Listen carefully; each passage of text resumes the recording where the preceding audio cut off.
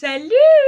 J'espère que vous allez tous bien, ça fait une éternité que je n'ai pas filmé, je suis surexcitée à l'idée de vous retrouver aujourd'hui dans cette nouvelle vidéo. Comme vous pouvez le constater, j'ai déménagé. La déco n'est pas encore terminée, vous verrez dans les prochaines vidéos. Aujourd'hui, j'avais donc envie d'aborder un sujet un peu plus léger et de vous présenter mes émissions japonaises préférées. Pour moi, une des meilleures façons de s'améliorer en japonais est de regarder régulièrement des émissions japonaises. Vous avez sûrement déjà dû le voir dans certains extraits, mais la plupart ont des sous-titres intégrés pour souligner une blague ou un détail, ce qui aide énormément à la compréhension. Je vais donc aujourd'hui vous présenter des émissions que j'adore, que j'ai essayé de trier par niveau de difficulté, des plus simples aux plus compliqués. J'espère que ça va vous plaire. On commence par celles que je trouve les plus faciles. The Karaoke Battle. Bon, on commence par une émission sur un sujet un peu spécifique, le karaoké. Des amateurs ou des professionnels du chant s'affrontent à travers le saiten pour gagner le titre de roi ou reine du karaoké. Et si vous ne savez pas ce qu'est le saiten, c'est que vous n'avez pas regardé ma vidéo.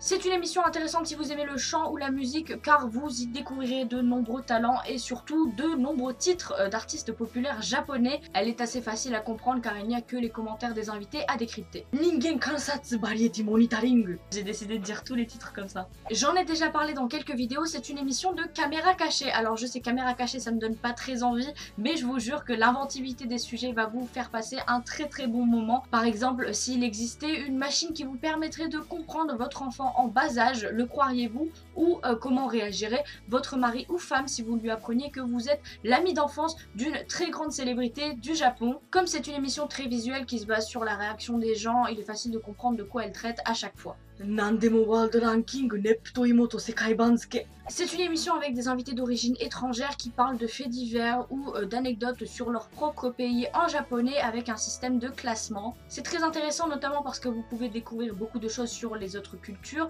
et surtout parce que les sujets sont toujours bien traités sans clichés ni stéréotypes. Ce qui me plaît aussi dans cette émission, c'est que bien que la plupart des invités soient des étrangers assez connus, genre des professeurs d'université, des célébrités, des mannequins, et qu'ils aient tous relativement un très bon niveau de japonais, certains font encore des fautes et ont pas un accent parfait, du coup il est facile de les comprendre et surtout vous pouvez voir la correction en direct avec les sous-titres dont je vous ai parlé précédemment. Là aussi c'est une émission centrée sur les étrangers, à savoir ce que les étrangers viennent faire au Japon. L'équipe du coup de l'émission se balade dans l'aéroport et interroge des étrangers à savoir quel est le but de leur voyage, etc.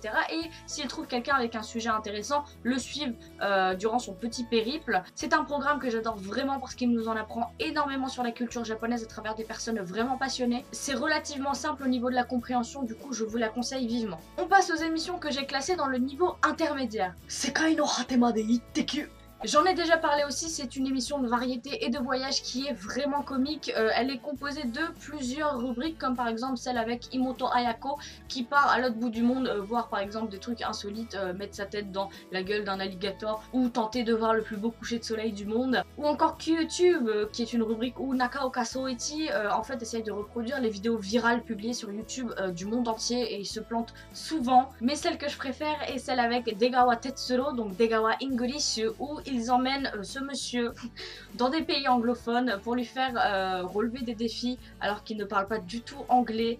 Du coup, il doit essayer de trouver des choses vraiment what the fuck, comme par exemple tenter de trouver l'endroit où on peut manger de la nourriture pour astronautes au musée national d'air et de l'espace, je crois, de Washington. C'est trop drôle. Malheureusement, même si c'est une émission qui est aussi très visuelle, je pense qu'il faut un niveau plus avancé pour comprendre notamment les blagues et essayer vraiment de rentrer dedans. C'est une émission qui est parfois difficile à comprendre, du coup j'ai hésité à la mettre dans les émissions pour les personnes avec un niveau avancé, mais bon, le thème de l'émission est aussi assez compliqué à expliquer. Ça parle de la gentillesse, hein, comme le titre l'indique, Yasashine. C'est focalisé en fait sur les actions ou les personnes gentilles, altruistes à travers le monde, et les invités en fait doivent deviner ce que cette ville ou cette personne ou cette entreprise a fait ou a construit ou a inventé qui soit utile et gentil en fait envers les autres. Ça permet d'apprendre énormément de vocabulaire. C'est une très vieille émission japonaise, mais c'est ma préférée en fait jusqu'à présent. Le populaire Thane Camille qui maintenant fait des vidéos sur YouTube sous le nom de Mr Coconut, je vous mettrai sa chaîne quelque part, est en fait professeur d'une école de langue fictive et il doit enseigner le japonais, la culture japonaise à des élèves. C'est vraiment hilarant et en fait les élèves ont un niveau vraiment médiocres et le font exprès, ils se font corriger, ça permet du coup aux téléspectateurs aussi d'améliorer leur grammaire, et puis surtout le vocabulaire, et puis d'en apprendre aussi sur la culture et les manières au Japon. Malheureusement c'est parfois compliqué dans les sujets qu'ils abordent, par exemple celui sur la police japonaise, si vous ne comprenez pas des mots de vocabulaire, vous aurez du mal à comprendre le contexte, c'est pourquoi je l'ai mis dans le niveau intermédiaire. Et on passe à celle que je trouve vraiment difficile. Getsuyo kara Yofukashi. Murakami Shingo et Matsuko Deluxe parlent ou réagissent à des faits divers ou des actualités qui touchent le Japon. C'est une émission avec beaucoup de blabla et qui est assez longue et vraiment difficile à comprendre si vous êtes encore débutant. Moi personnellement je la trouve très intéressante mais j'arrive jamais à la regarder en entier parce que c'est vraiment long, du coup je la mets souvent en fond quand je fais quelque chose d'autre.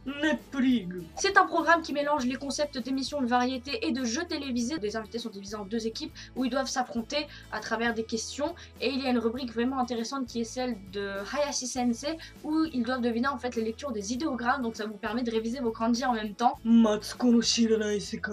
Encore un programme avec Matsuko Deluxe, donc Matsuko là réagit à des sujets parfois insolites avec des spécialistes, donc ça peut être tout et n'importe quoi, genre quelqu'un qui s'y connaît vachement en chansons de Noël vient lui présenter tous les titres populaires à travers le monde et Matsuko doit y réagir, ou un vendeur dans une animalerie vient lui présenter les produits tendance ou les plus insolites pour les chiens de cette année, le but étant vraiment d'élargir sa culture en fait par rapport à de nombreuses choses. Ce qui est le plus intéressant dans cette émission c'est que Matsuko, moi je l'aime beaucoup, si vous ne l'aimez pas ça va être compliqué parce que c'est une émission centrée sur sa personne, a une façon de parler qui est très particulière, donc on apprend beaucoup d'expressions japonaises et beaucoup de vocabulaire. Sky TV Scott Japan. Je n'ai jamais raté cette émission quand j'étais au Japon, je pense que c'est une de mes préférées. En fait, Scatto Suru en japonais, pour vous expliquer facilement, c'est le sentiment de soulagement, de rafraîchissement après avoir senti une grosse pression.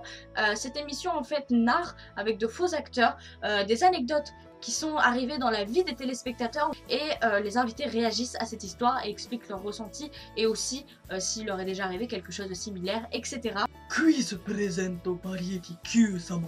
C'est un programme où de nombreux invités s'affrontent à travers des questions de culture générale. Moi j'adore ce programme parce que il est animé contrairement à d'autres quiz qu'on peut trouver et on y apprend énormément. Il y a souvent des questions sur l'histoire du Japon, la culture japonaise, les différentes régions du Japon, la cuisine japonaise, et donc ça permet d'élargir ses connaissances sur le pays. Malheureusement la plupart des participants sont des gens très intelligents, genre des étudiants avec un QI de ouf ou des professeurs d'université, et donc le vocabulaire qu'ils utilisent n'est pas forcément abordable pour des personnes avec un niveau débutant. Voilà, c'est terminé pour aujourd'hui, j'espère que ça vous a plu. N'oubliez pas que ce n'est pas grave de ne pas comprendre la totalité de l'émission. Je sais qu'on a tendance à vouloir toujours tout comprendre et à se frustrer et à se décourager quand ce n'est pas le cas. Mais là, vos objectifs principaux, c'est de déterminer le contexte et de retenir quelques mots ou phrases sans vous prendre la tête.